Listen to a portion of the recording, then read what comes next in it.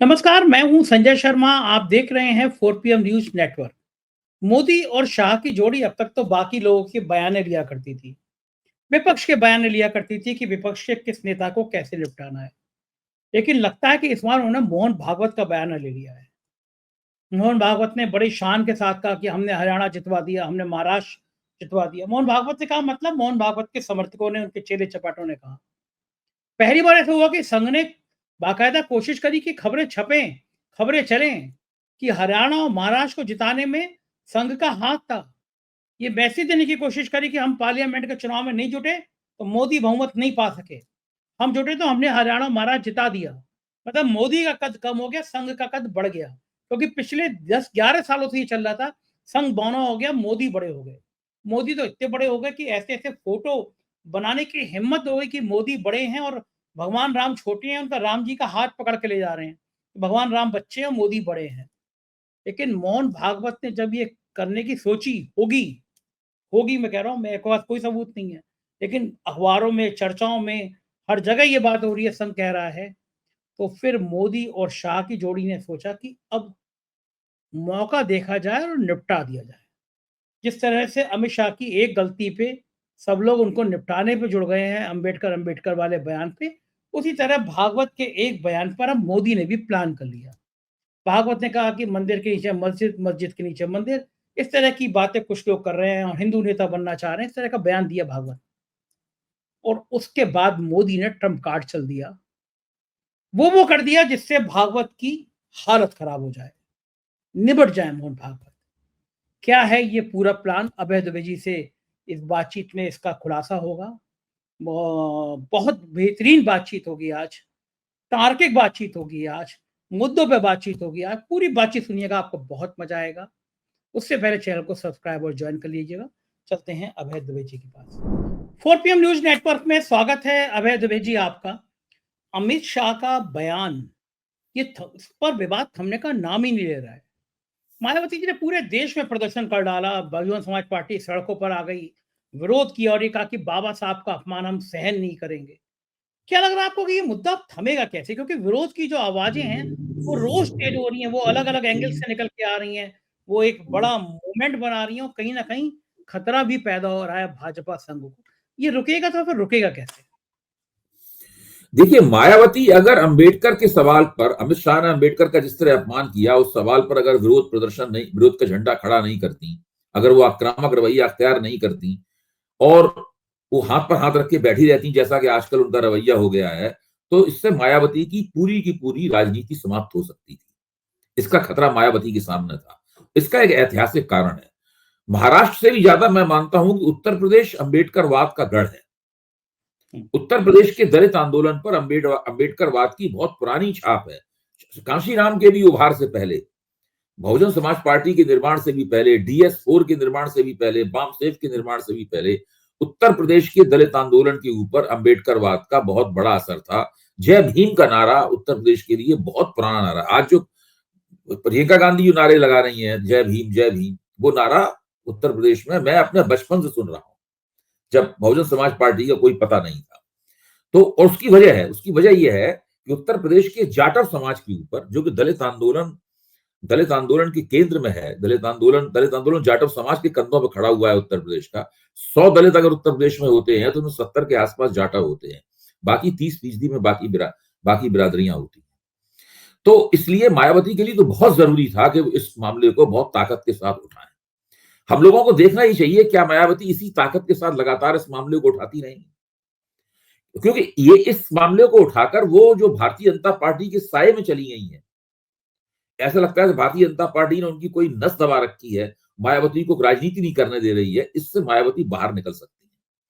और अगर मायावती इससे बाहर निकली, अगर उत्तर प्रदेश के दलितों में इस बात को लेकर लेकर मायावती को समर्थन मिलना शुरू हुआ, तो ये बहुत मुश्किल हो जाएगा। फिर इसका सबसे बड़ा नुकसान अमित शाह की राजनीति को होगा, इसलिए कि उसका संदेश राष्ट्रीय स्वयंसेवक संघ के पास जाएगा कि अमित शाह का गृह मंत्री बने रहना अब राजनीतिक रूप से फायदे का सौदा नहीं रह गया है।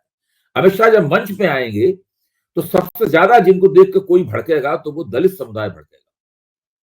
देखिए, भारतीय जनता पार्टी का और जाटव समाज के रिश्ते अच्छे नहीं रहे हैं उत्तर प्रदेश में। दो चुनावों में भारतीय जनता पार्टी जाटव समाज को बहिष्कृत करके, यानी उनका एक्सक्लूजन करके, उनका बहिर्वेशन करके, उनको यादवों और मुसलमानों के साथ जोड़कर चुनावी गोलबंदी कर चुकी है। आप जानते हैं कि वो मशहूर नारा था, 3 जात के खिलाफ सब जात, यादव, मुसलमान और जाटव, इनके खिलाफ सब जात, उसमें जाटवों को भी जोड़ा था।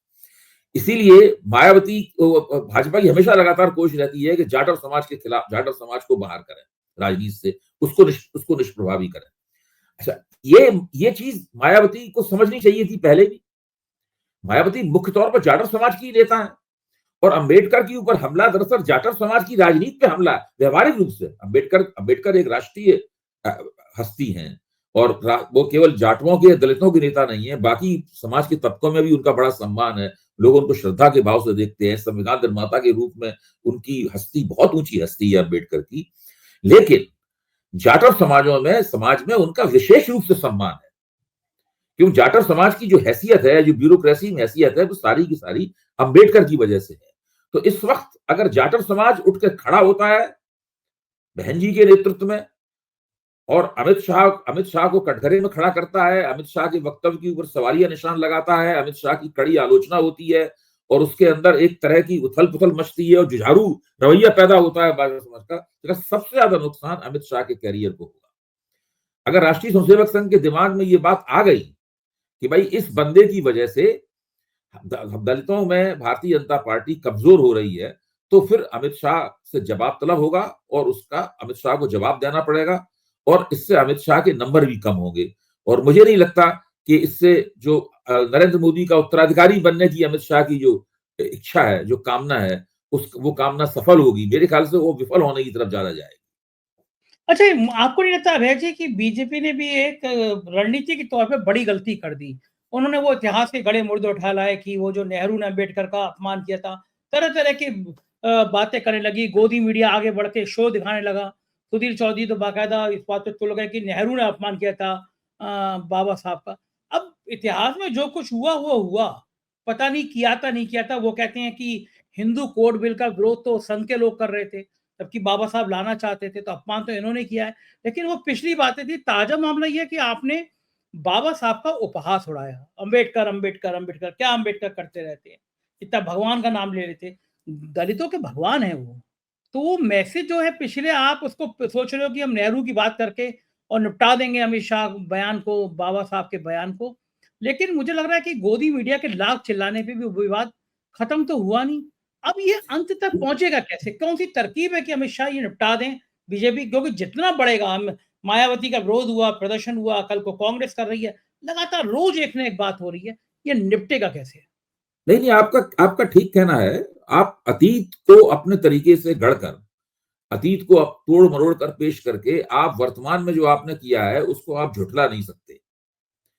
लोगों को अतीत की याद दिला रहे हैं कि बाबा साहब के साथ ये हुआ है। मैं तो उसको उल्टे तरीके से देखता हूं। मैं ये मानता हूं कि अगर गांधी और नेहरू आपस में परामर्श करके बाबा साहब अम्बेडकर को संविधान सभा में नहीं लाते और उन्हें संविधान की मसविदा कमेटी का चेयरमैन न बनाया जाता, तो संविधान लिखने का श्रेय बाबा साहब को नहीं मिलता। ठीक बात। भाई, अगर संविधान सभा में बाबा साहब नहीं होते तो क्या संविधान सभा संविधान तैयार नहीं करती? हो सकता है संविधान की शक्ल कुछ और होती, लेकिन भारत को एक संविधान देना तो उसका एजेंडा था ना। भारत को संविधान तो वो देती ही, 3 साल तक चली, 3 साल में भारत को संविधान तो देती ही वो। अच्छा, दूसरे, अगर भारत की पहली सरकार में अंबेडकर को कानून मंत्री न बनाया जाता, तो भारत के पहले कानून मंत्री होने का श्रेय भी उनको नहीं मिलता। हिंदू कोड बिल लाने का श्रेय भी उनको नहीं मिलता अंबेडकर को। तो अंबेडकर के जिंदगी के जो सबसे ज्यादा चमकदार क्षण थे, यानी संविधान निर्माण का क्षण, पहले कानून मंत्री के रूप में शपथ लेने का क्षण, हिंदू कोड बिल संसद में पेश करने का क्षण, इन तीनों क्षणों का श्रेय तो जवाहरलाल नेहरू और कांग्रेस को मिलना चाहिए।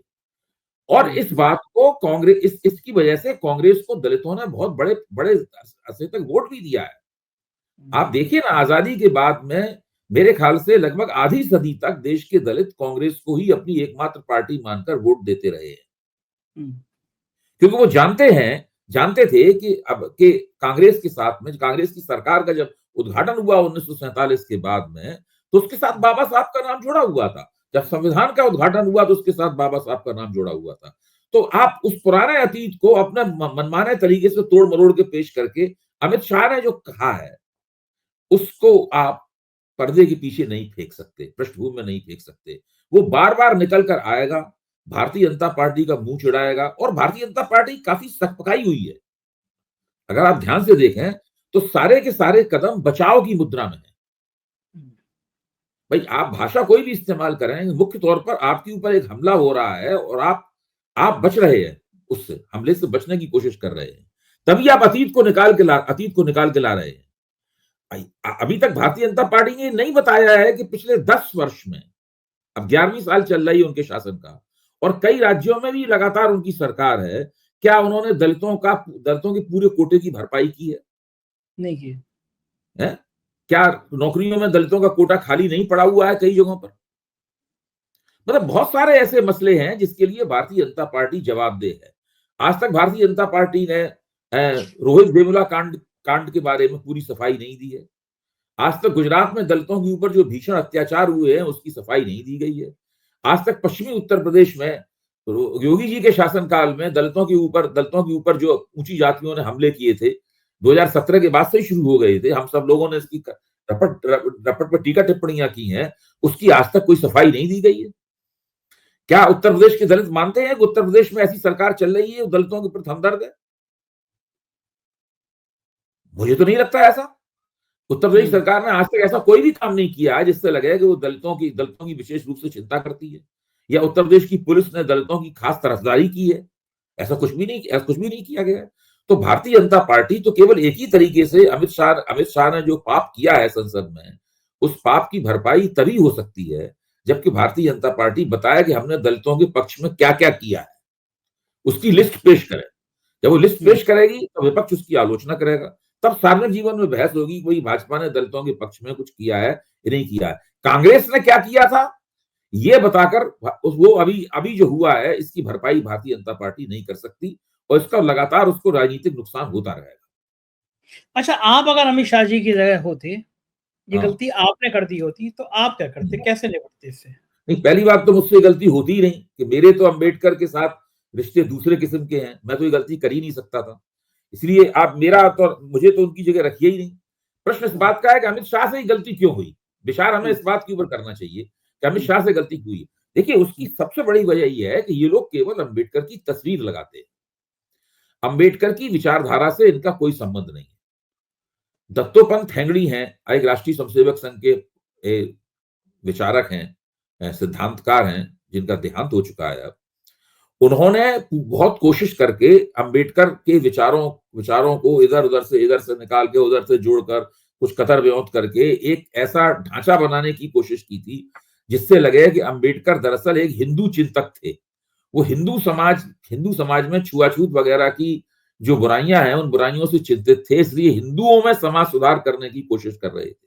ये दत्तोपंत ठेंगड़ी ने अंबेडकर का एक स्वरूप बनाने की कोशिश की। तो भारतीय जनता पार्टी ने एक नए अंबेडकर को गढ़ा, नहीं कहूंगा, जो अंबेडकर थे उनकी उपेक्षा की, अंबेडकर के विचारों की उपेक्षा की और एक नए अंबेडकर को गढ़ के अपने कार्यकर्ताओं को उसे थमाना चाहा। आज भी अमित शाह ने जिस तिरस्कार के साथ में, जिस अवज्ञा के साथ में अंबेडकर का नाम लिया है, भारतीय जनता पार्टी के आम कार्यकर्ता बाबा साहब को उसी तिरस्कार और अवज्ञा के साथ याद करते हैं। चूंकि उनके नाम पर दलित वोट मिल सकता है इसलिए उनकी तस्वीर लगाई जाती रहती है, उनके और दूसरे भजन कीर्तन कर। देखिए भाजपा का एक सब हिंदू राष्ट्रवाद को छोड़ के वो किसी में विश्वास नहीं करती। बाकी सब कुछ जो उसका दावा होता है वो भजन कीर्तन के लिए होता है। चाहे संविधान हो, संविधान को पूजा की वस्तु बना दिया, उसके इर्द गिर्द भजन कीर्तन करते हैं। अंबेडकर को पूजा की वस्तु बना दिया, उसके इर्द गिर्द भजन कीर्तन करते हैं। महात्मा फुले को पूजा की वस्तु बना दिया, उनके इर्द गिर्द भजन कीर्तन करते हैं। यही भारतीय जनता पार्टी का रवैया है। गांधी को पूजा की वस्तु बना दिया, उनके इर्द गिर्द भजन कीर्तन करते रहते हैं। इनके विचारों से इनका कोई संबंध नहीं। अच्छा, ये एक साहब ने मुझसे कहा कि जरा थोड़ा गहराई से देखो, ऐसा तो नहीं है कि अमित शाह को किनारे करने की कोशिश हो रही हो। तो अमित शाह ने पूरी पार्टी का रायता बिखेर दिया। खास तौर से उत्तर प्रदेश में जो लोकसभा चुनाव के बाद के नतीजे के बाद की जो स्थिति थी, जिसमें पिछड़े और दलित एक मंच पर चले गए थे, तब योगी आदित्यनाथ ने बटोगे तो कटोगे का नारा दिया, उसको मीडिया ने बड़ा प्रचारित किया। तो जो दोबारा से पिछड़े और दलित को हिंदू बनाने की कोशिश थी, उस कोशिशों पे तो पलीदा लगा दिया इस बयान ने। मतलब योगी आदित्यनाथ का तो फीचर और गड़बड़ा दिया इस बयान ने। अमित शाह ने ये बयान गलती से उनके मुँह से निकल गया होगा, प्लानिंग रही होगी, स्ट्रैटेजी रही होगी, हुआ क्या था? मतलब कैसा तो कैसा पहली नज़र में देखिए, पहली नज़र में अमित शाह के दिमाग में क्या चल रहा था, उन्होंने क्यों बोला, ये तो हम लोग इस पे तो कोई दावा नहीं कर सकते। लेकिन पहली नज़र में तो मुझे यही लगता है कि अमित शाह सोच रहे थे कि ये कहकर वो कोई सिक्स मारने वाले हैं, कोई छक्का मारने वाले हैं। वो ऐसा कोई एक कटाक्ष करने वाले हैं विपक्ष के ऊपर, जिसको सुनकर विपक्ष के छक्के छूट जाएँगे और अमित शाह को तालियाँ प्राप्त होंगी अपनी तरफ से। लेकिन ये उनकी बड़ी गलती हुई। उसकी गलती इसलिए हुई, अगर बाबा साहब के प्रति उनके मन में ज़रा भी श्रद्धा होती और बाबा साहब के ऊपर व्यक्तिगत रूप से नहीं, बाबा साहब के विचारों के प्रति श्रद्धा होती अगर, तो वो कभी भी बाबा साहब और भगवान को एक दूसरे के मुकाबले रखकर नहीं पेश करते। भाई उन्होंने यही तो किया।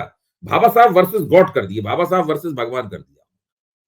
ये एक सबसे बड़ी उन्होंने गलती की। उन्होंने जो फिक्रा इस्तेमाल किया, उस फिक्रे में बाबा साहब बनाम गॉड करने से साफ समझ में आ गया कि वो बाबा साहब को किस हैसियत में रखते हैं और उनका अपना भगवान जो है वो किस हैसियत में है। तो ये बहुत बड़ा, ये मुझे लगता है कि उनसे एक गलती हुई और इस गलती का अभी सपने में भी वो अफसोस करते होंगे, ये हमारे मुंह से कैसे निकल गया। अच्छा, मोदी और योगी का तो काम लग गया है इतने बयान, इन बयानों के बाद में। नहीं, मुझे लगता है कि इससे योगी जी को तो लाभ होगा। हम्म। योगी जी को तो लाभ होगा इससे। और मेरे ख्याल से योगी जी और योगी जी के जो समर्थक लोग हैं वो इस वक्तव्य के बाद में, अमित शाह के इस वक्तव्य के बाद में, और उस पर जो प्रतिक्रिया हुई है और अमित शाह को जिस तरह कटघरे पर खड़ा किया गया है, अमित शाह इस तरह हड़बड़ाए हुए दिखाई पड़ते हैं, इससे योगी जी काफी अंदर अंदर प्रसन्न हो रहे होंगे। तो उनको लग रहा होगा कि ये बड़ा अच्छा हुआ, हमने मतलब ये अमित शाह ने खुद अपना ही नुकसान कर लिया इसको लेकर। क्या वाकई में लड़ाइयाँ योगी की और शाह की इस लेवल तक पहुँच गई हैं कि अमित शाह की बैंड बजे और योगी के यहाँ लड्डू बटें? भाई पहली नजर में तो संजय जी, आप तो लखनऊ में ही बैठे हुए हैं, ये दोनों उप मुख्यमंत्री जो हैं, आप दूसरे निषाद पार्टी वाले संजय निषाद हैं जो, ये सब कौन है? सब सारे के सारे लोग, ये सारे के सारे लोग अमित शाह के लोग हैं। इस बात को दिल्ली का हर पत्रकार कहता है, सब जगह इनको अमित शाह के लोगों के रूप में ही जाना जाता है। तो मुझे तो नहीं लगता कि योगी का एक भी दिन ऐसा गुजरता है जब वो इन लोगों के साथ में कोई संघर्ष नहीं कर रहे हो। वो संघर्ष हमें दिख पाता हो या न दिख पाता हो, कोई विस्फोटक रूप में सामने आता हो या ना आता हो, लगातार वो संघर्ष तो जारी है ही। यहाँ ये तो लगता ही है कि रोज आप बताइए, अगर दोनों उप मुख्यमंत्रियों के पीछे के ऊपर पीठ पर अमित शाह का हाथ ना होता, योगी ने मंत्रिमंडल से निकाल दिया होता उन्हें अभी तक। हाँ, ये बात तो सही है। हाँ? ये बात तो बिल्कुल ठीक बात है। और संजय ये निषाद को कभी मंत्री नहीं बनाया होता। हाँ, बिल्कुल सही बात है। क्योंकि ये स्थितियाँ तो कुछ ज़्यादा ही पेचीदगी हो रही। अच्छा, एक और गंभीर बात सामने आ रही है। मोहन भागवत ने बयान दिया कि भई हर जगह आपको मंदिर के नीचे क्या था ये सब ढूँढने की ज़रूरत नहीं है, मस्जिद के नीचे क्या था ये ढूँढने की ज़रूरत नहीं है। कुछ लोग ऐसे हैं जो बार-बार ऐसे विवाद करके हिंदू नेता बनना चाहते हैं। उस पे संत समाज लोगों का रिएक्शन आया। ये आप भी जानते हैं, मैं भी जानता हूँ और देश के सब लोग जानते हैं कि देश की गोदी मीडिया बिना साहेब की अनुमति के कुछ नहीं चलाती। अरेंज जोशी अगर ओके नहीं करेंगे तो चैनलों की इतनी हिम्मत नहीं है कि वो कोई डिबेट परफॉर्म कर सकें, कोई बहुत लंबा-चौड़ा विमर्श कर सकें, क्योंकि वहाँ से अनुमति आ जाती है तो हेडलाइंस भी वहीं से तय होती है। लेकिन मैं चैनलों पे देख रहा था कि इस विषय पर बाकायदा घंटों-घंटों डिबेट चल रही है। एक चैनल ने तो कम से कम 8-10 महात्मा टाइप के लोग, कोई फलाना आचार्य बैठे हुए थे, वो बुला लिए थे और मोहन भागवत के बयान पर और संत नाराज, यानी एक तरह से भागवत को विलेन बनाने की कोशिश। भागवत ने ऐसा बयान क्यों दे दिया? ये क्या चैनलों की इतनी हिम्मत है कि मोहन भागवत के खिलाफ ऐसे शो करा दें? और क्या इसके पीछे पीएमओ की अनुमति है? मोदी चाह रहे हैं कि भागवत जी को निपटा दिया जाए। बहुत इन्होंने आरएसएस ने अपना चला लिया कि हमने हरियाणा जितवा दिया, हमने महाराष्ट्र जितवा दिया। इनको भी बता दिया जाए कि ये भी जिन्ना, अडवाणी की जिन्ना की तरह सेकुलर वाले हैं। खेल क्या है ये? देखिए संजय जी, आपने जो बात कही है, मुझे लगता है कि आपकी उंगलियां जो हैं नब्ज पर सही जगह रखी हुई हैं और आप कुछ सही तरीके से राजनीति की नब्ज को टटोल रहे हैं। क्योंकि ये इस बात की बहुत संभावना है, आप जो कह रहे हैं इस बात की बहुत संभावना है कि मोहन भागवत के इस वक्तव्य के खिलाफ एक तरह की विमर्शी गोलबंदी करवाई जा रही हो, एक डिस्कर्सिव मोबिलाइजेशन, मतलब ओपिनियन का, राय का, लोगों में इस बात को लेके मत बनाया जा रहा। और ये मत किन लोगों में बनाया जा रहा है? ये भाजपा विरोधियों में मत बने न बने उससे कोई फर्क नहीं पड़ता। ये दरअसल में गोलबंदी भाजपा और संघ के दायरे के भीतर हो रही है। ये महत्वपूर्ण बात है, इसमें देखने की वाली बात यह है कि ये गोलबंदी भाजपा और संघ के दायरे के भीतर हो रही है कि मोहन भागवत ने ये जो वक्तव्य दिया है, दरअसल ये हिंदुत्व विरोधी वक्तव्य है। और वे तमाम ट्विटर हैंडल, एक्स के वो हैंडल और उस तरह के तमाम लोग जो कि दिन रात मोदी सरकार के लिए गुणगान करते हैं और मोदी जी के 56 इंच के सीने का बखान करते रहते हैं, वो सब मोहन भागवत को भिगो भिगो कर गालियां दे रहे हैं। तो इस वक्त मोहन भागवत के खिलाफ दक्षिणपंथी आलोचना वामपंथी आलोचना से भी अधिक मुखर है। और ये अचानक ही नहीं हो सकती। आपकी बात सही लगती है मुझे, ये अचानक ही नहीं हो सकती, इसके पीछे डिजाइन हो सकती है। और अगर ये ज्यादा चलता है, टीवी के ऊपर ज्यादा चलता है, तब फिर हम लोगों को आपकी जो बात है उसके ऊपर ज्यादा बेहतर तरीके से उसकी जांच करनी होगी, देखना होगा कि अगर ये जल्दी खत्म हो जाता है तो कोई बात नहीं, लेकिन अगर ये खिंचता है इसका मतलब ये है कि इसको खींचा जा रहा है, ये नियोजित तरीके से इसको आगे बढ़ाया जा रहा है। तो ये तो अगर ऐसी बात है, मौका ताड़ा जा रहा है कि इससे अमित शाह के मोहन भागवत के खिलाफ हिसाब साफ कर लिया जाए। अच्छा मुझे बताइए, आप भी इस बात से सहमत है ना कि इस तरह की डिबेट मोहन भागवत के बयान पे आप ये आधा दर्जन संतों को बिठा लो और फिर बाद में मोहन भागवत की आलोचना कराओ? क्या किसी आज की मेन स्ट्रीम मीडिया के चैनल की इतनी हिम्मत है कि बिना नहीं है हिम्मत, नहीं है, खुशी से वास्तव पूछे में वो नहीं चला?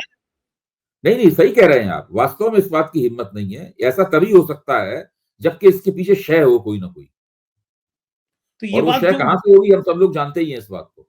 तो अच्छा ये बात जो मैं जान रहा हूँ अभय जी आप समझ रहे हैं, तो क्या ये बात मोहन भागवत नहीं समझ रहे हैं कि उनके फोटो बिल्कुल लगा समझ लगा रहे के? होंगे, सब कुछ समझ रहे, सब बिल्कुल समझ रहे होंगे, इसमें कोई शक नहीं, बिल्कुल समझ रहे होंगे। अब फिर उनका राजनीतिक एंटेना इतना सेंसिटिव होगा कि इस बात संवेदनशील होगा कि वो इस बात को समझ जाए कि ये सब भड़काया जा रहा है, करवाया जा रहा है। बिल्कुल समझ रहे हो। तो मतलब इसका एक एंगल ये भी है कि जो योगी आदित्यनाथ को जो संघ का समर्थन की बात सामने आ रही थी, जिससे नाराज थे अमित शाह, जिससे नाराज थे मोदी, तो उसका भी एक नमूना है कि आपकी तुम। बात का संजय जी एक मतलब ये भी निकलता है कि भारतीय जनता पार्टी राजनीतिक स्थिति से राजनीतिक लिहाज से इतनी नाजुक स्थिति में है कि कोई भी इस तरह का वक्तव्य, कोई भी इस तरह की घटना उसके अंदर एक नए शीत युद्ध का आगाज कर सकती है। एक तरह का शीत युद्ध ही है। भाई मोहन भागवत ने एक वक्तव्य दिया, अगर उस वक्तव्य पर गोदी मीडिया के अंदर भगवा वस्त्रधारियों को बैठाकर, महामंडलेश्वरों और आचार्यों को बैठाकर अगर मोहन भागवत की खिंचाई हो रही है, तो निश्चित रूप से उसके पीछे भारतीय जनता पार्टी और संघ की अंदरूनी ताकतों का हाथ है। ये हो ही नहीं सकता कि उनका हाथ ना हो। मैं आपके इस अवलोकन की तस्दीक करता हूं। अच्छा अब ये अगर है हाथ है, तो फिर जब बात निकली है तो दूर तलक जाएगी, फिर इसका अंत क्या होगा, कहां तक ये लड़ाई जाएगी, क्या सीन देख रहे हैं आप? वो देखना ये पड़ेगा कि इसको आगे कितना खींचा जाता है। अगर ये जल्दी खत्म हो जाता है तो खत्म हो जाएगा, लेकिन अगर ये लंबा खींचा जाता है तब फिर मोहन भागवत की तरफ से इनको संदेश जाएगा इन लोगों को कि ये सब बंद कीजिए आप, और अगर ये नहीं बंद होता है तब फिर झगड़ा होगा। रहमन धागा प्रेम का मत तोड़ो चटका है, टूटन से वो तो फिर एक ना बार जोड़ो। गांठ लग चुकी है, वो तो गांठ पड़ गांठ गए, लग चुकी है। देखिए गांठ लग लोग गई। अभी अभी अभी 4 जून के का जो चुनावी फैसला था उसके पूरे फलितार्थ हम लोगों के सामने नहीं आए हैं। ये मत मानिए हरियाणा चुनाव और झारखंड का चुनाव और महाराष्ट्र का चुनाव और कश्मीर का चुनाव से वो सब बातें पीछे चली गई। वो नहीं है अभी, उस फैसले के पूरे फलितार्थ हम लोगों के सामने नहीं आए हैं अभी जंग बाकी है। मैं आपसे कहूंगा कि आपकी ये लाइन जो है, ये थिंकिंग लाइन जो है, इसको अभी आप और इसका संधान कीजिए, इसको थोड़ा और कुरेदिए इसको, तो इससे अभी और भी कुछ निकलेगा इसके अंदर से। नागपुर में बात करता हूँ, नागपुर में जो लोग हैं उनसे बात हाँ, करता हूँ, क्योंकि हाँ, संघ के एक विस्तारक से मेरी बात हुई, जो विस्तारक रह चुके हैं। उन्होंने मुझसे कहा कि ये पहली बार ऐसा हुआ कि हम सोच नहीं सकते थे कि अभी आधे घंटे पहले ही फ़ोन आया आपसे, जब बात कर रहा था तो आधे घंटे पहले फ़ोन आया और बहुत अच्छे बड़े समय से संघ से जुड़े हैं। उन्होंने कहा मुझे यकीन नहीं हो रहा संजय जी कि टीवी चैनल मोहन भागवत का फ़ोटो लगा के इस तरह की बातें करा सकते हैं। ये एक बहुत बड़ी साजिश है, तो मेरा भी दिमाग ठनका, मैं कहा बात तो ठीक है। इन चैनलों की इतनी हिम्मत कैसे होगी कि मोहन भागवत का फ़ोटो लगाएँ, फिर आधा दर्जन संत इकट्ठे करें, संत गेरुआ पहने फिर उनका विरोध कराएँ, तो मुझे भी लगा कुछ अजीब-सा तो चल रहा है, कुछ खेल तो चल रहा है, तो मेरे भी हज़म तो नहीं हो रहा था। लेकिन ये खतरा वाला खतरनाक खेल खेल रहे हैं ना मोदी जी और शाह, कि अगर इस तरह करा रहे हैं तो। नहीं, देखिए राजनीति एक ऐसी चीज है, इसमें खतरे के अंदर खतरा होता है। और चाल के अंदर चाल छिपी होती है। हुँ। तो उसको जितनी जल्दी भांप लिया जाए उतना ही बेहतर है। और मेरे ख्याल से तो मोहन भागवत की भी जब संघ के आप जिस विस्तारक की बात की है उनकी समझ में आ गया है, तो फिर भागवत जी की भी समझ में आ गया होगा। तो यानी आने वाले कुछ दिनों में और बढ़िया-बढ़िया कुछ सी हो तस्वीर। सकता है, मतलब कुछ कुछ इस तरह की, क्यों, और ये भी समझ में आ गया होगा, ये भी पता लग गया होगा कि कौन है जो उसको उकसा रहा है। हुँ। कौन है ये जो चर्चा के कार्यक्रम है, इनको कौन प्लांट करवा रहा है। ये तो प्लांटेड कार्यक्रम हुए ना इस लिहाज से। हाँ, ये तो कौन प्लांट बिल्कुल। करवा रहा है? हाँ, ये सब पता लग गया होगा उनको, और उसके हिसाब से उन्होंने अपनी लिस्ट अपना अपना उन्होंने लिस्टें बनानी शुरू कर दी होंगी कि किसको काटना है, किसको उठाना है। यानी कुछ दिनों बाद और बढ़िया-बढ़िया चीज़ें भी सामने आ सकती हैं। बिल्कुल, बिल्कुल, बिल्कुल। चलिए देखते रहेंगे, बात करते रहेंगे। बहुत-बहुत शुक्रिया अभय जी, आपने इतना समय दिया। Thank you sir. तो ये थे अभय दुबे जी और पूरी बातचीत सुनने के बाद आप इस निष्कर्ष पर पहुँच गए होंगे कि मामला तो कुछ गड़बड़ है। संघ भी बहुत लंबी खेल खेलता है, बहुत दाँव पे चलता है। ज़ाहिर है अभी बहुत कुछ होना बाकी है। क्या आप भी मेरी राय से, मेरे विचार से संतुष्ट हैं, सहमत हैं? मुझे ज़रूर बताइएगा। शुक्रिया, थैंक यू।